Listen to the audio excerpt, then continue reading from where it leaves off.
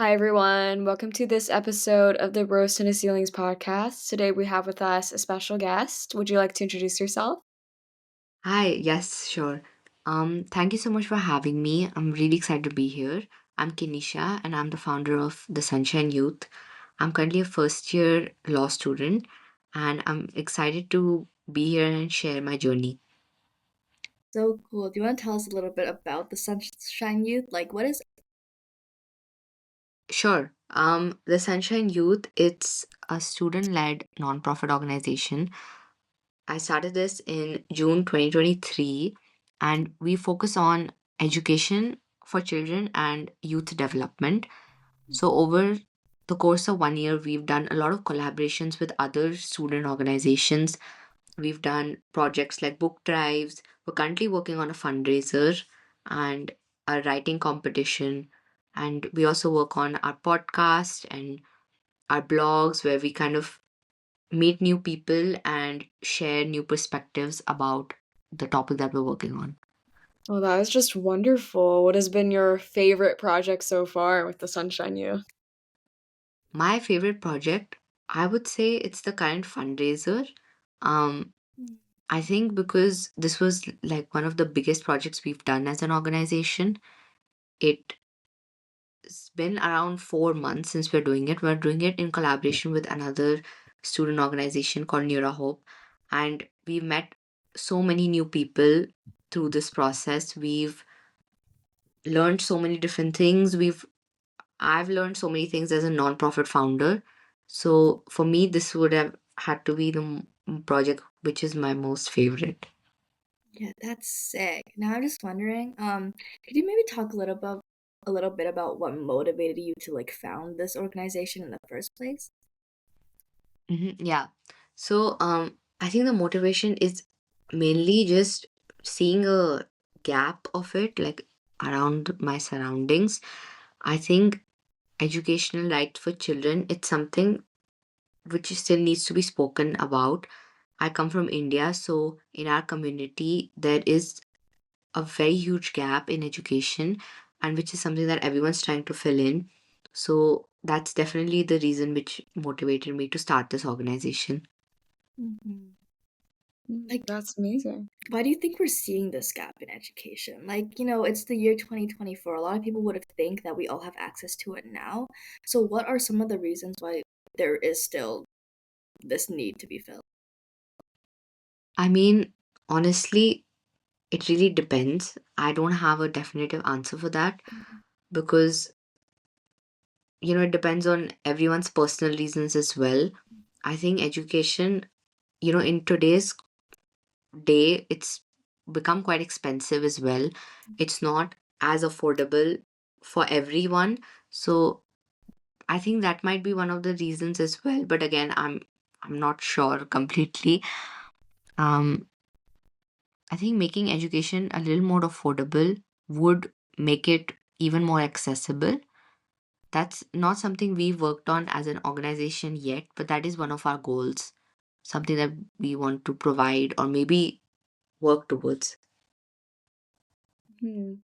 Yeah, that must be a lot for you, being in your first year of law and also having your nonprofit and, everything else that goes on in life. So, I'm just curious, I guess, what keeps you going and maybe if there's any link between your career and what you're doing with your nonprofit, what really at its core is holding everything together. I mean, it does get a little difficult sometimes. I'm still in my first year of school, so I'm still trying to figure out a lot of things like study methods and everything. I think what kind of helps me run my organization is my team. They're really supportive and they work really hard to make everything happen. So without them, I don't think we'd be, up and running as much as we are right now. Otherwise, what's kind of motivating me is, I guess, just because this is a cause that I'm really passionate about. And I think that the fact that I get to work towards it every day, that's what keeps me going. Yeah, that's really good to hear, actually. How did you get to putting this team together? Like, so you said you founded this, right? So how did you like over time start like, building to your organization, building to your team? How did that come together? Building my team, I mean, we started off as a really small team when initially we were only 8 people, and now we've expanded into like 25, and we want to grow more. The reason why I didn't have a large team at first was because we we're kind of trying to figure everything out, how things would work.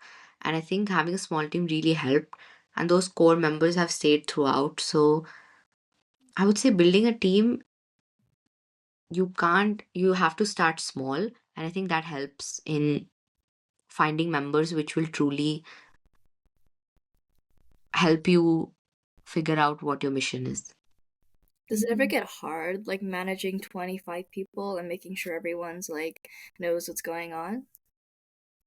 It does get hard sometimes because, again, they're all like school students. So, their schedule really depends. Sometimes they have exams or other things come up. So, it sometimes the deadlines are difficult to figure out.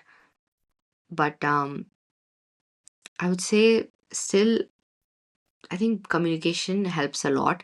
Just them being very open about their timetable or whenever they're free or whenever they're not, that helps us figure things out. And that makes managing that, like the whole team, a little bit more easier. Mhm.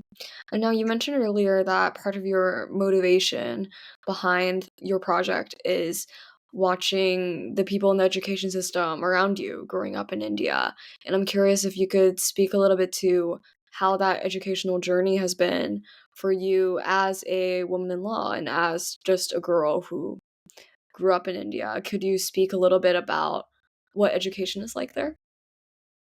Yes, sure. So personally, there's nothing that I could comment on because I will acknowledge that for me, the educational journey has been very different. I've come from a private school background, so the journey is not the same as the general population at all. What I've seen, I've had a lot more resources, for like the smallest things like college applications or figuring out different things. But other than that, I think if you observe like just the general population, that's not the same thing for everyone. I think it also depends on the schooling and the resources. So working towards this mission was important because of that. I think growing up in India, there's a lot that I've seen, like lack of education, especially for girls. So that was one of the main reasons to start the organization. And that's why we want to work towards it, even though it might not be something that I can personally relate to or personally understand. But given the fact that at this point I've spoken to a lot of people and I've understood a lot of the gaps, it is something that we want to work towards solving. For sure. Could you comment a little bit about why it could be harder for girls to get these educational opportunities? Like, what have you noticed about that? I think for girls, it's been quite difficult because, I mean, obviously, in a lot of societies, the gender gaps exist. And I think that's quite evident in any field that you go into, and very, very evident in education because there are a lot of girls which lack basic education rights. And I think speaking on these matters or doing as much as you can is quite important. For sure. Do you see it getting better though? Like, are we on like an upward trend? Like, do you think we're making good progress? Yeah, I do see it getting a lot better. There's nothing I can comment on specifically because, again, like, I don't know the exact, like everything. Mhm. But comparing it to what things I've heard from people a few years back to Mhm. now, things are definitely improving, but there is a lot that can be done to improve it even further.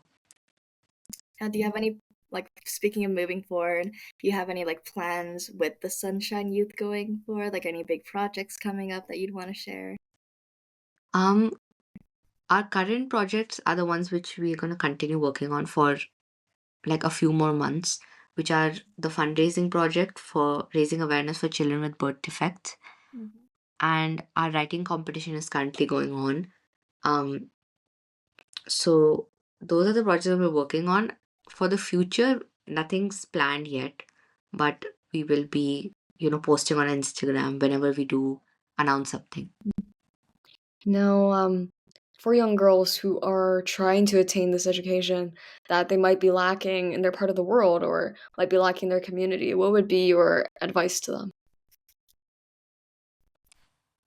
Um, Girls who are trying to attain education in the world, I would say it's it's a very basic right, and I think everyone should have access to it.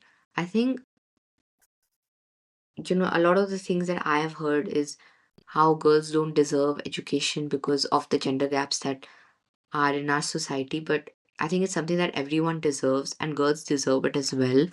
Just basic right to doing everything. So, girls who are looking out for education, I think just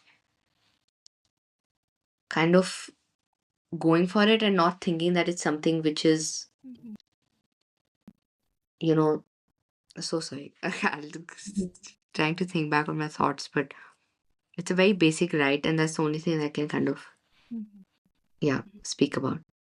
For sure. Thank you so much for sharing all of your insights on this topic. It's super nice to hear like all the different perspectives regarding this issue. And just to wrap us off, do you have any like just advice for anyone maybe thinking about running a nonprofit or trying to fix a gap they see in their own community? Like, do you have any like advice for anyone? Okay, one advice for everyone would be, if you're trying to start a nonprofit, then try to find a cause that you're genuinely passionate about, because just starting a nonprofit for the sake of it wouldn't be something which is beneficial for you or anyone else in the long term. So just doing something which you genuinely care about and can put all your time towards. Mhm. Awesome. And would you like to shout out the Sunshine Youth? Where can we find you?